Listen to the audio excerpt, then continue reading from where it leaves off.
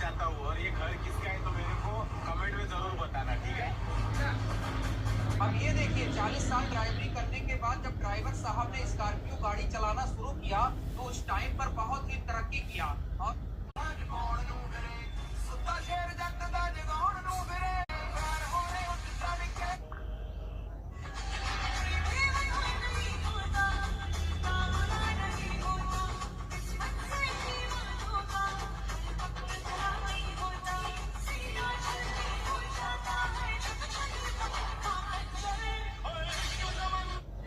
भाई Pakistani army granite फेंकते हुए देख सकते हैं आप लोग की ये ट्रेनिंग ले रहा है। ये है कुदरत का करिश्मा, अल्लाह की शान। ये एरोप्लेन जो आप देख रहे हैं बताया जा रहा है ये एरोप्लेन में कोई ऐसी तकनीकी खराबी आ गई है।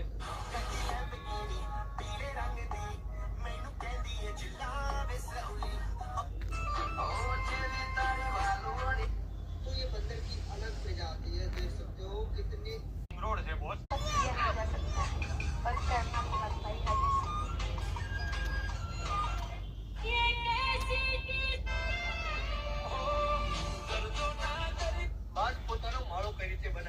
બાજ પહેલા પોતાના માળાની અંદર ધારદાર કાંટાને લગાવે છે અને પછી તેના ઉપર નરમ ઘાસને રાખે છે જેથી બાળકોને આરામ મળે। પણ જ્યારે Well, I came to Bali.